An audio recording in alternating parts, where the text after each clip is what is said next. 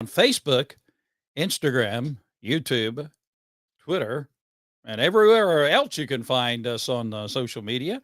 It's good to have you with us tonight on a Thursday night as we are counting down the days. Can you believe it? Can you believe it? The University of Georgia in the national championship game once again against the TCU Horned Frogs. By the way, a horned frog is not an amphibian, it's a lizard. I Who knew? I didn't know that until somebody said, "Hey, what's a horned frog?" So we looked it up, and so a horned frog it's not like a frog. It's not an amphibian. It's a lizard. So that's kind of interesting. Trip Block with us tonight. Hey, Trip, how you doing? So we're going to talk a little bit about this game coming up. Do a little recap on that exciting game with the University of Georgia and Ohio State. Georgia winning in that game, of course, 42-41. By the way, we obviously recorded the game and I've gone back two or three times to watch the game, and I just to this day, how did Georgia win that game? It's amazing. It was an amazing game, and there's been all these cats out there talking about, well, they were Ohio State was more impressive in the loss than Georgia was in the win. Well, that doesn't make any sense whatsoever. And statistically, if you stack up Ohio State and Georgia and the statistics for the game, offensively and defensively, they're practically identical. So yeah, it was a nail biter of a game, but Georgia won because Georgia outplayed Ohio State. There's such a I don't know. There's a seeming bias. It may be real, it may not be real. I don't know.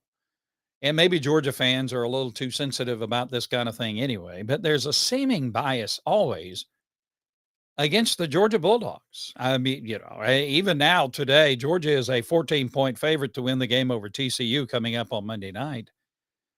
But then, you go around and there are people saying, well, TCU, they beat Michigan. Michigan's not Georgia. And, and there's some who are saying, well, TCU probably is going to somehow sneak out and win the game. I don't know. But right now, Georgia is a 14-point favorite over TCU. So here's the facts that we need to know. The game, obviously, coming up this coming Monday, January 9th, 7:30 p.m. The game will be in SoFi Stadium. You see the stadium in the background from here. Hey, Miss, who we got? Hey, Owen, how you doing? Good to have you with us tonight, and Trip Block as well.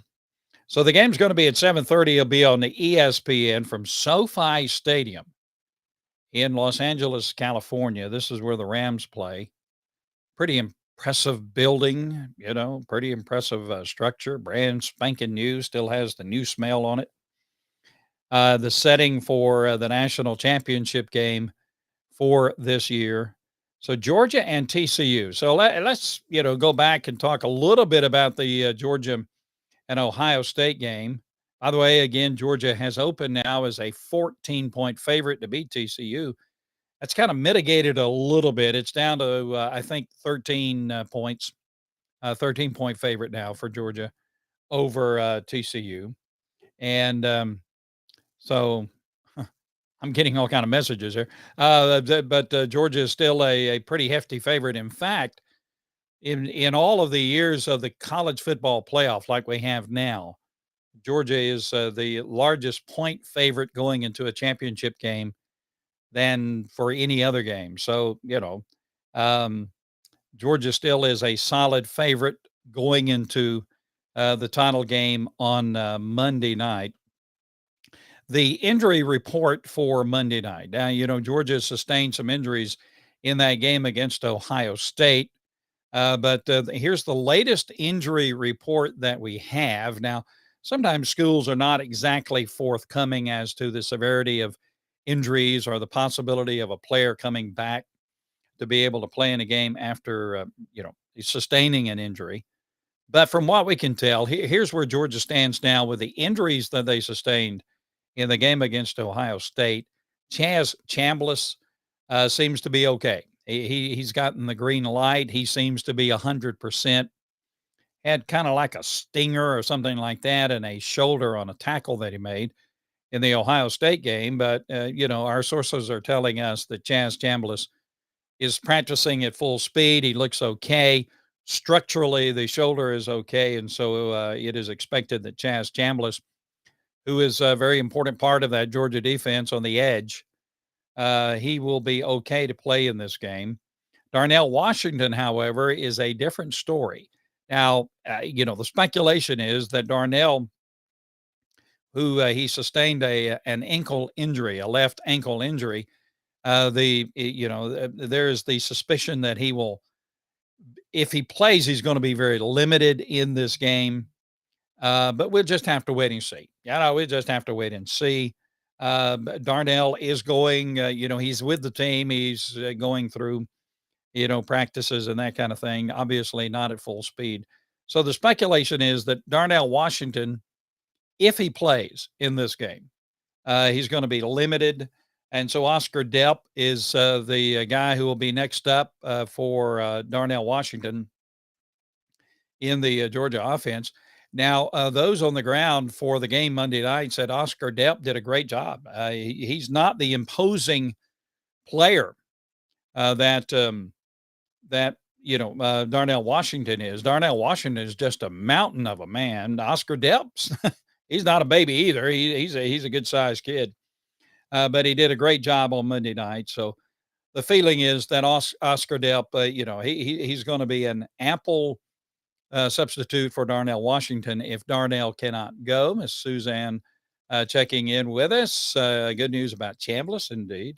Michael Williams had a lower body injury against Ohio State, and but he's cleared to play. He'll be, it seems like Michael will be ready to go against Ohio State. It was more of a kind of like a cramping issue with Michael. Is a little severe as far as cramps are concerned, and I don't know if that's the correct way to characterize it. But Michael Williams appears to be ready to go for the game on Monday night. Robert Beal had some cramping issues against Ohio State. It was very hot inside Mercedes-Benz Stadium on Monday night. It was extremely humid, and it was kind of hot inside the building, and so that put a little stress on some of the guys as they were playing that game. Robert Beal had some cramping issues. He should be ready to go. Ladd McConkey did play against Ohio State, been dealing with a knee issue, knee injury. He didn't exactly, re-injure his knee or anything like that against Ohio State. He kind of maybe aggravated, the injury a little bit. No re-injury thing going on, but it is expected that Ladd McConkey will be able to play on Monday night as well. So as far as injuries are concerned, it seems like Georgia's in a pretty good position. They should be at full strength. You may have some guys who are limited in their ability to play as they normally would play, but everything seems pretty good on that front for the University of Georgia. Now, just to recap, Georgia, of course, beat Ohio State 42-41. It was an exciting game. Oh, my goodness. It was an exciting game. And by the way, ESPN kind of reaped the benefits of the semifinals of the college football playoffs this past Monday for the Georgia Ohio State game. There was an average of 22.1 million viewers for that game on Monday night between Georgia and Ohio State. The viewership for that game between the Bulldogs and the Buckeyes peaked at 24 million. Now, what that means is this, that game on Monday night was one of the top 20 cable cast of all time. And so, New Year's Eve too, which I've never really understood why these games are played on New Year's Eve. From the standpoint of viewership, a lot of people have other things they're going to do on New Year's Eve other than watching a football game. Now, the fans of the two teams that are involved, they're going to watch the game. But, fans of other teams or just football fans, they have other things to do. Some of them, many of them do on New Year's Eve. So I've never have really understood why those games are played on New Year's Eve. but I don't get a vote in it anyway. Again, Georgia winning big. Just kind of to recap that game, it was an amazing game. By the way, if you want to see the game and listen to the Georgia broadcast, the Georgia broadcast team, Scott Howard, Eric Zier, and DJ Shockley, if you want to see the game and listen to the radio call from the Georgia football team, you can go to Dogs on Demand YouTube, our YouTube channel, and the game is posted there with no commercials, and you can watch the game and listen to the Georgia radio call for the game as well. And it was quite exciting. And that's how I watched the game. I watched it on the SEC network. We have, a direct TV connection. And for me, I sit and watch a game and I take notes and I coach and, and do that kind of thing. I can just get a better feel of the game as I watch the game. It's great to be in the stadium, wonderful to be in the stadium. But and to be in that atmosphere is fantastic. But if you want to do some analysis on the game and that kind of thing, it really, if you can watch it, see the replays and watch it from that perspective, it's a good thing. So we watched the game from the SEC network. There was a feed to the SEC network, which have the Georgia radio feed, the Georgia radio guys in that feed. And so that was kind of cool. And that's going to be repeated, by the way, on Monday night. And there'll be another channel where you can listen to the TCU radio broadcast as well.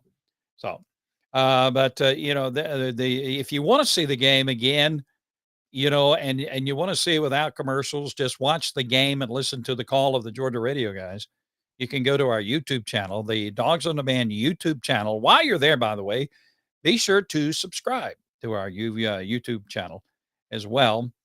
Big, I don't want to call them little things because they were big things, but there were some big turning points in that game on Monday night. I mean, Kirby Smart's timeout before the fake punt. If he didn't call that timeout, Ohio State gets a first down. And Georgia probably, you can't, make it say it definitively, but Georgia probably is going to lose that game. But Kirby Smart saw something in how Ohio State was lined up for that punt. Upstairs, the guys upstairs saw something, communicated to Kirby. They said, you better call timeout. This is going to be a fake, and we're not ready for it.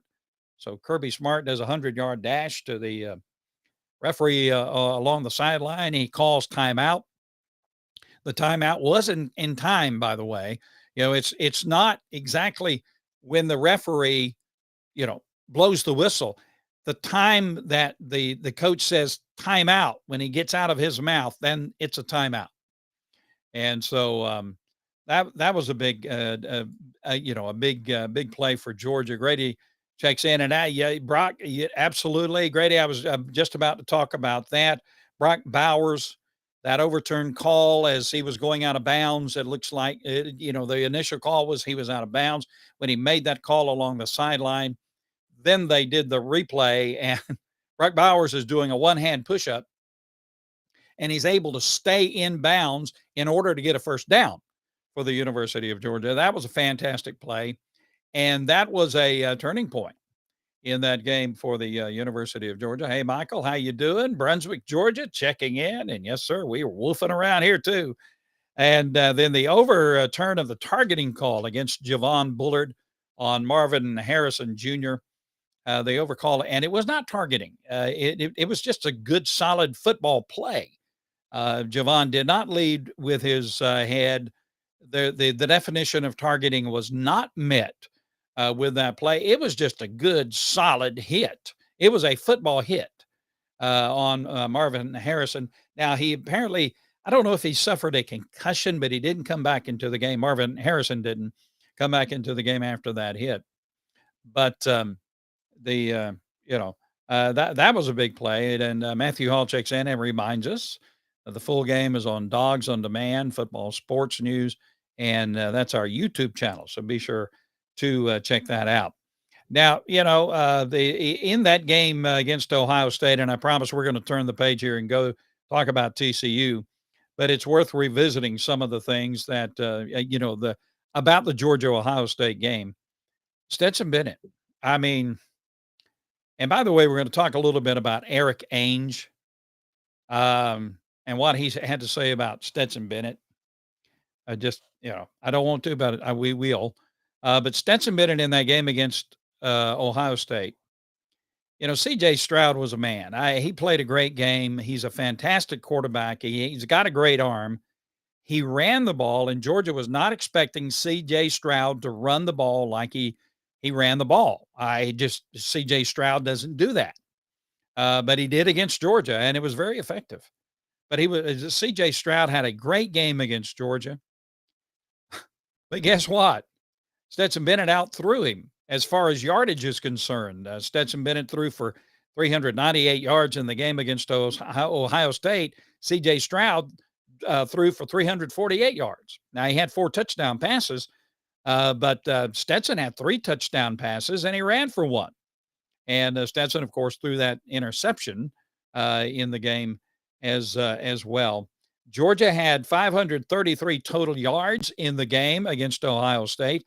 Ohio State had 467 total yards. So when, people are talking about, how Ohio State outplayed Georgia and they don't know how Georgia won the game. It was amazing to see Georgia win the game. But guys, look, hello. Hey, guys, look, Georgia played very well. And I think Georgia outplayed Ohio State. Obviously, they won the game. Matthew Hall's, and that's our YouTube connection there, where you can go, our link to our YouTube connection if you want to watch that game. Nice to go, Georgia. Yes, it's always good to have our friends check in from around the country. So there you go. Georgia winning over Ohio State. It was a fantastic game. And then you had the Fiesta Bowl. You had the Fiesta Bowl out in Glendale, Arizona, and you had TCU beating Michigan 51-45.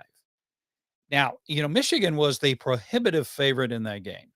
Michigan was the prohibitive favorite in that game. I was maybe one of the few guys around who actually picked TCU to win this game. I don't know what it was. I just had that gut feeling. I'm not going to say that Michigan is a soft team. They're not. They're rugged. They're strong. They're fast, and they're big. But there's something just about Michigan last year, about Michigan this year. I was just not really sold on Michigan being a solid team offensively and defensively. And TCU just came in and, did what they had to do to win the game, 51-45. In the Fiesta Bowl. And so Max Duggan, who was a Heisman Trophy finalist, he had a great game against Michigan, threw for 225 yards, 2 touchdowns. Now, he did throw for 2 interceptions, but he rushed 15 times for 57 yards. Very effective. The wide receiver, Quentin Johnston. Now, he's going to be somebody Georgia's going to have to pay big attention to on Monday night. He's a big, lanky, strong, fast receiver. He had 6 receptions, 163 yards. Kendre Miller is the leading rusher for TCU. He suffered an injury in that Michigan game, and the speculation is that he's not going to be ready to go on Monday night. But the TCU has another guy who filled in very well for Kendre Miller, Emir Demercado. He rushed 17 times for 150 yards, so he's no slouch. So there you go. So Georgia wins over Ohio State. TCU wins over Michigan. And here we go. Monday night, Georgia taking on TCU. And my producer is saying, hey, you forgot to write down a prediction. Well, I'm going to do it on the fly. Okay. Indeed. Let's get to some of our comments. Michael Smith coming in. Yes. Wasn't that amazing? Did you see the feed? Where they had the celebration in downtown New York or Atlanta or somewhere, celebrating the stroke of midnight and the beginning of the new year. And they timed it exactly with the kick for Ohio State. They went wide left and they missed the field goal, and Georgia wins. And it was exactly at midnight. Amazing.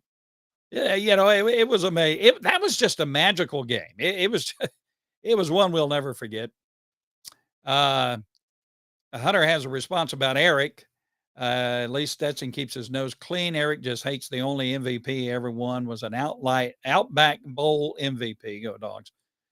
Yeah, we'll talk about Eric Ainge in just a minute. He played for Tennessee back in the day. I got to tell you something. Just between me and you and the fence post, the folks who are Tennessee supporters, they love their team. Tennessee has a great fan base that really loves and supports Tennessee, just like Georgia. All these college teams have those guys, but the Tennessee fan base just, man, they've got a bad taste in their mouth because Georgia beat them so decisively. And they were making all of these statements. Well, we need to be in the playoffs anyway, and then South Carolina cleans their clock. Tennessee the fan base is a little bitter, and Eric Ainge, I don't know him, but we'll talk about that in just a moment. Chris Tarpley checking in. Go Dogs. Yes, sir. Um, Michael Smith, he picked TCU over Michigan as well. By the way, do any of you guys have a prediction for the Georgia TCU game? Here's what I'm hoping. For the sake of my beating heart, I'm hoping that there's no drama in this game. Can we have a game with no drama? Can Georgia get out and can we win this thing by like 50-24 or something and have it, no drama in the fourth quarter? I want no drama. But I got to tell you that drama, Larry Munson, remember? Yeah, we all love Larry Munson. The call that he made, I was watching this game.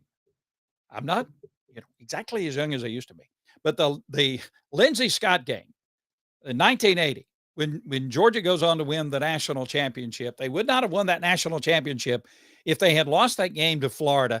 And you remember Buck Belue to Lindsey Scott and Larry Munson is run, Lindsey, run, run. Well, in that game, his great commentary, Larry Munson said this. When it looked like Georgia was going to lose, it just looked like there was no chance for Georgia to win. Larry Munson said, "We're gone. I gave up. You did too. We were out of it. We were gone. Miracle." And that's how I felt Monday night. I mean, I hadn't given up, but I was just okay. Well, it was been a good run. I don't know how we're going to win this game. And lo and behold, I should have had more faith than that. So just a great game. Jimmy Thompson, go Dogs. Thank you guys for checking in with us. Jessica, how are you? It's good to have you checking in with us as well. Nick, they are delusional. And I suppose he's talking about Tennessee fans. Jessica,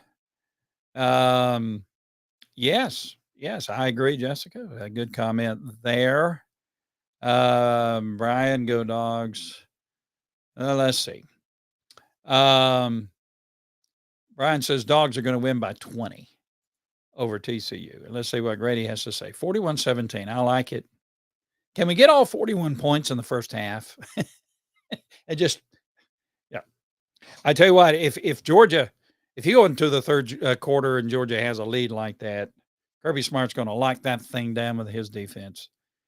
And that's going to be all she wrote. Jessica, oh, my beating heart as well. Yes. That, if you needed a stress test, if you're a Georgia fan, if you needed a stress test, Monday night's game was, that was a good stress test. Darnell will be back. Okay. And there's it. Now I was talking to Rusty Manziel, 247 sports writer for Georgia sports writer.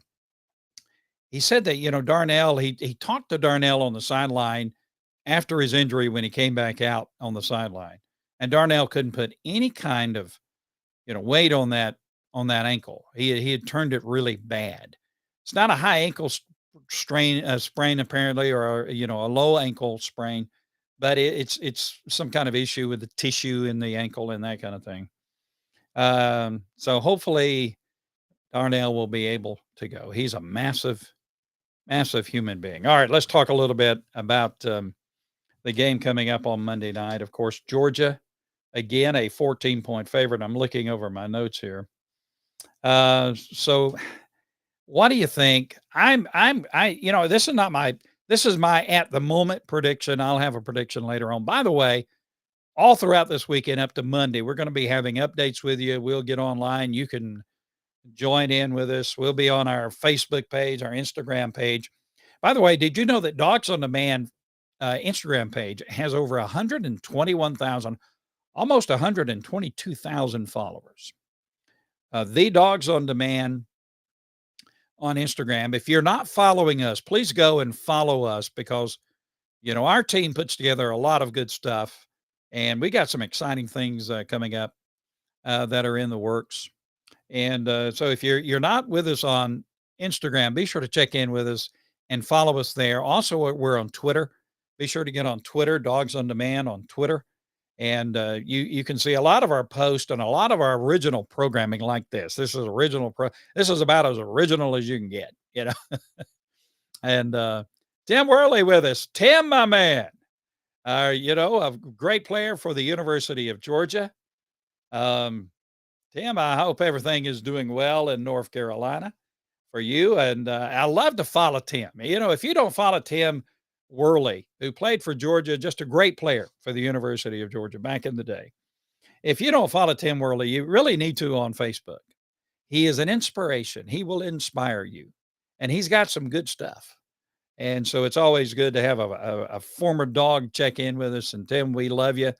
And we appreciate you. And we're going to get back with you. He did one of our podcasts with us, and we'll get Tim back on the broadcast with us very soon. Thank you, Jessica. She will find us there, or she found us on Instagram and Twitter and YouTube. Be sure to check it all out. By the way, I know we bring this up from time to time, just quickly, before we talk about some more stuff. Just quickly, one of our partners here at Dogs on Demand is Champ Bailey. Yeah, that Champ Bailey. Champ Bailey, who was the honorary captain for the University of Georgia at the Peach Bowl. Champ's a great guy. We're going to have him on before the game on Monday night. Champ's just a great guy. Hall of Famer, college football Hall of Famer, pro football Hall of Famer, Georgia Sports Hall of Famer, Georgia High School Hall of Famer, Peach Bowl Hall of Famer. He's a Hall of Famer, Hall of Famer, Hall of Famer. And he's our partner with Dogs on Demand. And we got some things cooking that hopefully will elevate us in a lot of ways. And we also always want to thank Southeast Mortgage, the official home loan lender of the Georgia Bulldogs. And, okay, when it comes time for you to finance a home or refinance a home, I got to tell you, you'll find no one who will help you better and do more for you than Southeast Mortgage. I've been there and I've done that.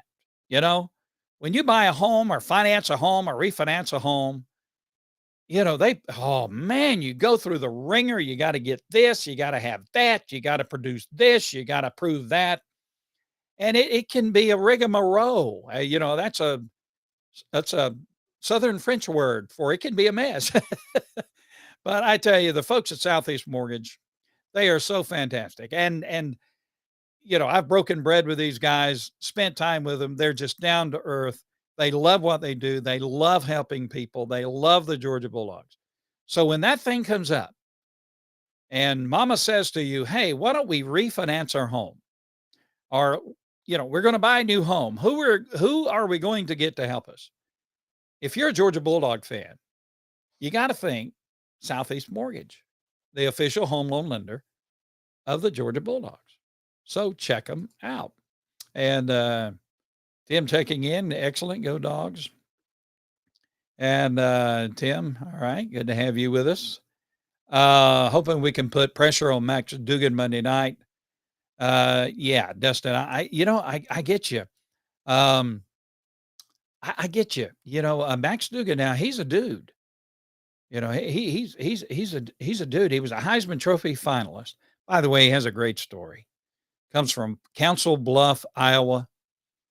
At the beginning of the season, he was not the starting quarterback for TCU. But he says, I'm not going into the portal. I'm not leaving the program. I love TCU and I want to be here. And if I have to sit on the bench and be the backup quarterback, I'm going to be the best backup quarterback in America. That's what he said. And Max Duggan, he's a guy you love to love. Of course, we don't want him to win on Monday night, but he's a hardworking guy, and I really, I admire him as a person.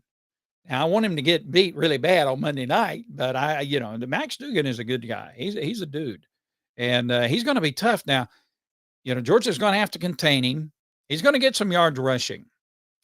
I just, if you stack up these two lineups, stack up these two teams, TCU cannot match Georgia with personnel. They just can't. They just can't. There's very few teams in the country that can. I mean, Georgia's roster is just a monster. And so, you can't. They don't have the personnel to stack up with Georgia. That doesn't mean they can't win this game. They didn't have the personnel to stack up with Michigan, but they won the game. And so you don't assume anything. You don't, and Kirby Smart is not taking this game for granted. I can promise you that. What we have been hearing is he has been in the face of his players. He's been Kirby Smart's an intense guy. He loves his players. He wants to win this game, but he's not going to slack on them one iota. I promise you. But Max Duggan, he's a guy that can hurt you, and hopefully Georgia can contain him. If Georgia can, Georgia should win this game. There's no doubt. Okay, and Tim says that he believes Max is the best quarterback in the playoffs. I got to respectfully disagree with you, Tim. I know. Hey Tim, how you doing? He's a great quarterback, but man, I wouldn't trade him for Stetson Bennett or any other quarterback for Stetson Bennett. I mean, heck, it's an amazing thing. It really is an amazing thing. We're trying to get in some other comments here. Georgia roster is deep. Nick is joining us. Harbaugh was a big reason for the Michigan loss. Yeah, I think Harbaugh's a good guy, but I've never really been impressed by him as a football coach. Now, he's a very good football coach. Now, don't get me wrong. He's a very good football coach, and he's had success. But I don't know. There's just something I don't know. Just hasn't really impressed me a lot, with Harbaugh. But apparently he's well thought of, and maybe I don't get it, but he's apparently very well thought of in football circles because he may be going to the pros. Now, he says he's staying at Michigan, but he's been linked to the Carolina Panthers, all that kind of thing. So I don't know. Tim says it's going to be a shootout, as it should be. I hope not.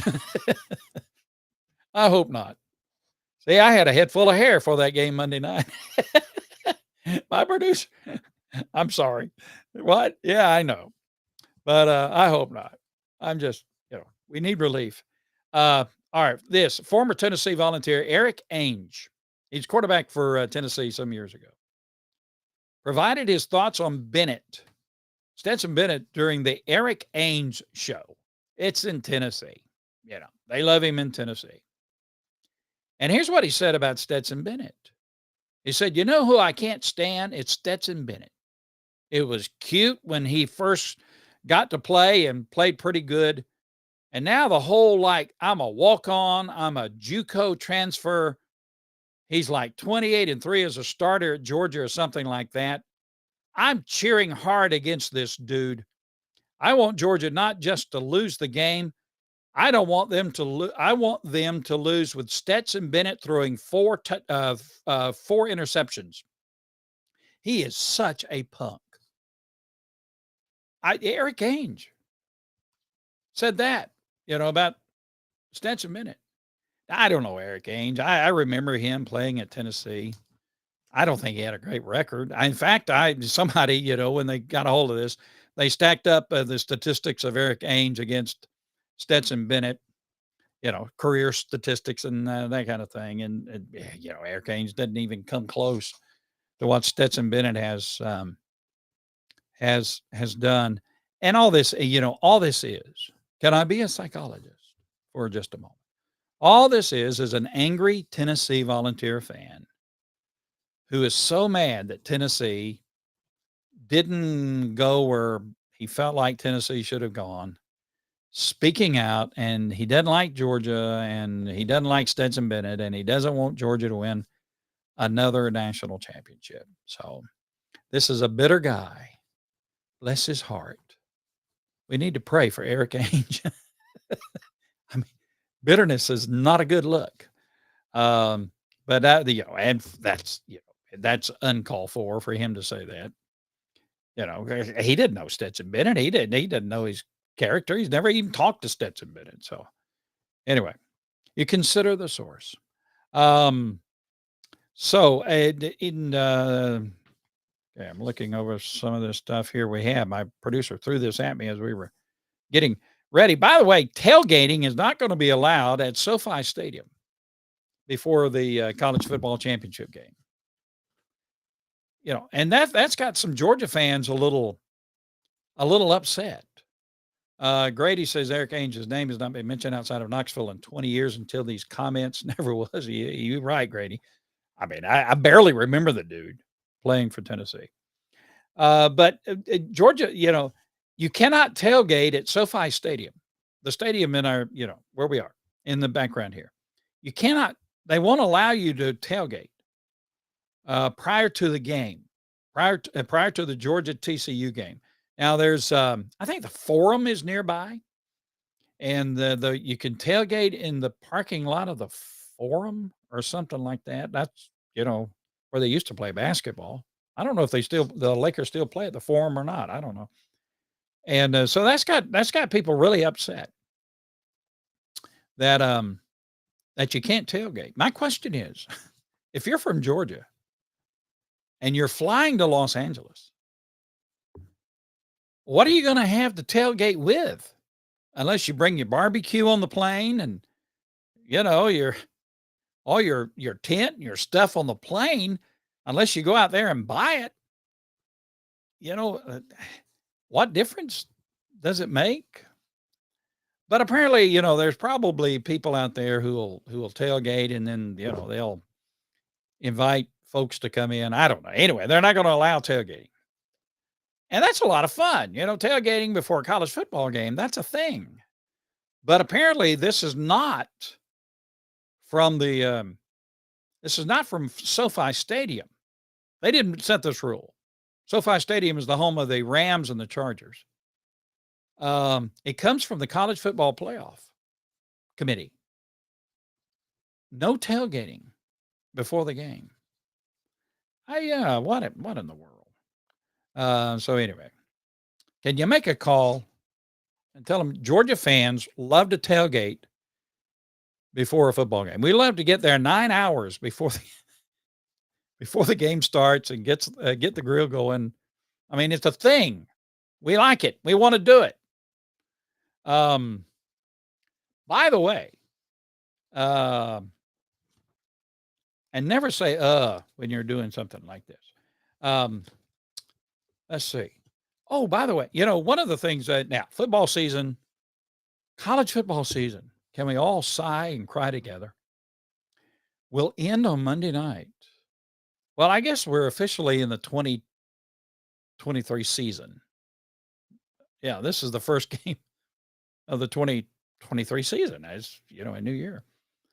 But then we got 8 months until, you got a spring game, but you got 8 months until, you have another college football game. Hey, Miss Hannah, how are you? Go Dogs, indeed. So,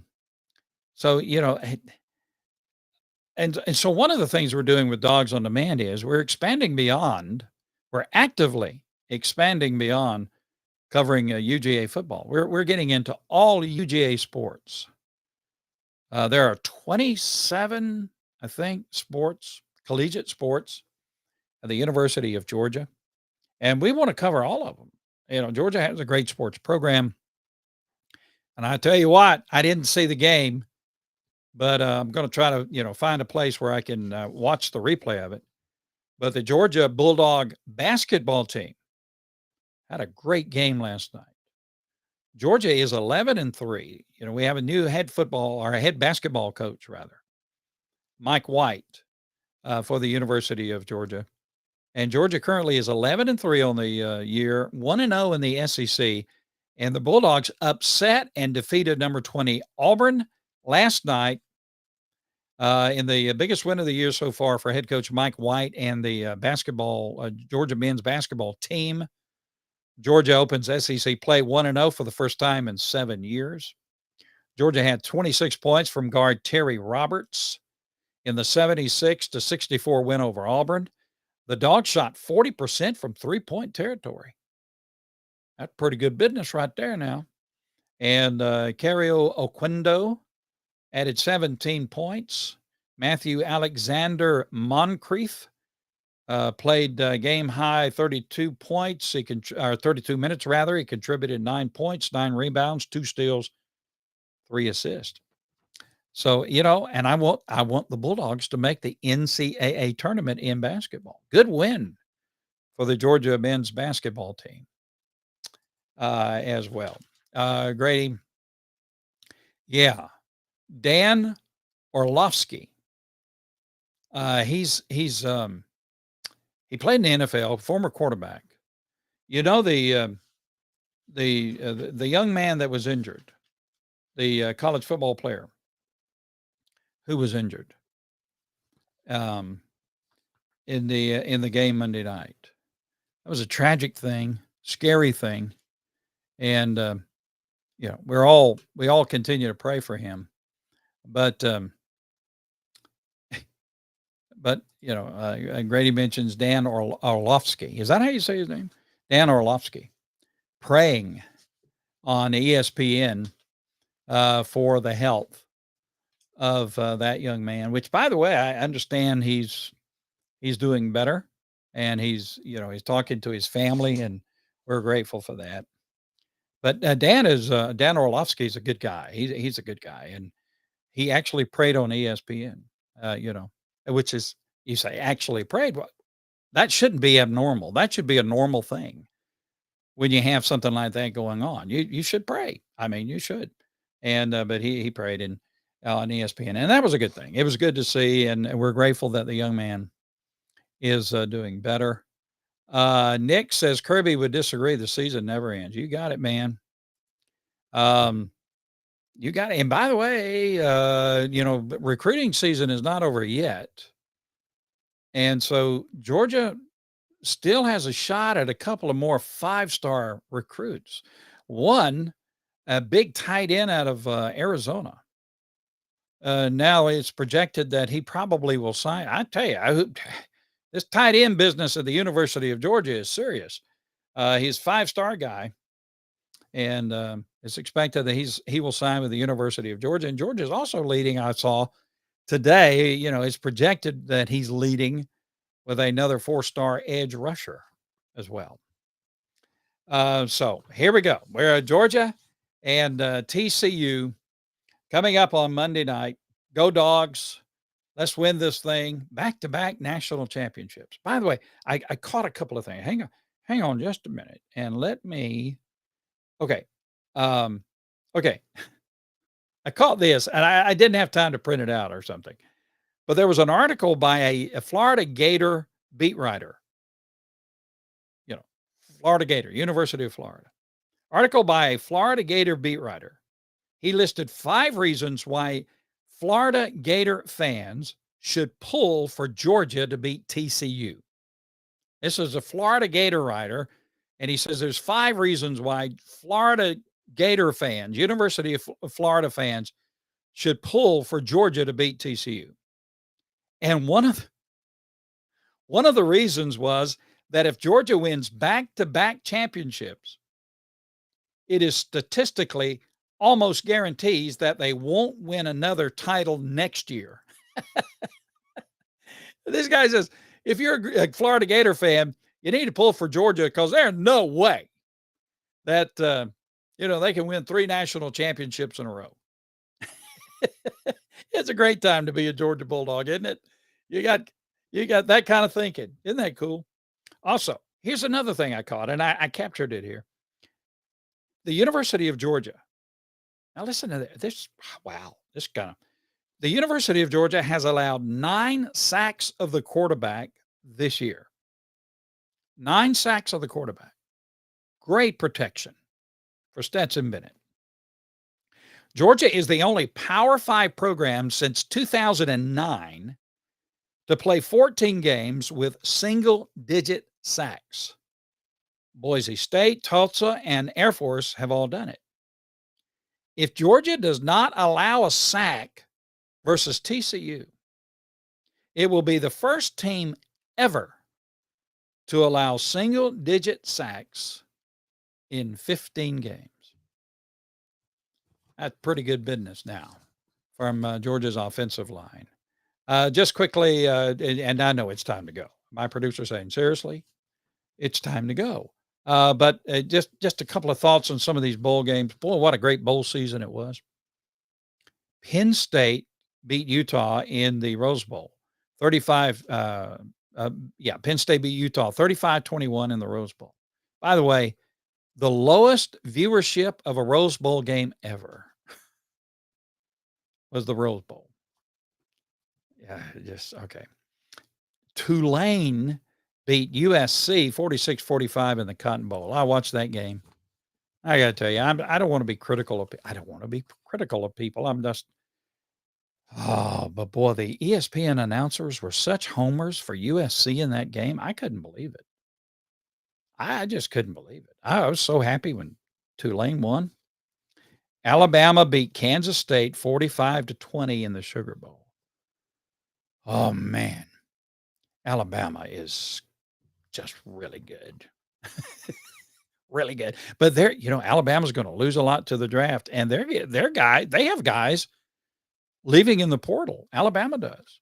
I don't know what's happening in Alabama, but they got some guys leaving. They beat Kansas State 45-20. And it's projected they'll have 16 players drafted from off that Alabama football team in the NFL. Tennessee beat Clemson 31-14 in the Orange Bowl. And what in the world going on down in the Bayou? LSU beat Purdue 63-7 in the Citrus Bowl. And the Mississippi State beat Illinois 19-10. Is that right? 19-10? No, that's not right. 1916, right? Yeah. Anyway, Mississippi State won that game in the ReliaQuest Bowl. And of course, the Pirate was remembered. Mike Leach was remembered. All right, guys, we got to get out of here. Hey, go Dogs. Now we're going to be with you. We'll be with you throughout the day on Saturday and all day Monday. We're just going to be in and out talking about stuff. If we have any kind of breaking news, we'll get in here as well. It's a great day to be a dog. It's a great time to be a Georgia Bulldog. I love it. SoFi Stadium right behind us. It's going to be the scene on Monday night. And so we'll be back with you. Thank you for joining us tonight on Dogs on Demand on Facebook, Instagram, and YouTube. And as always, we always close with Go Dogs.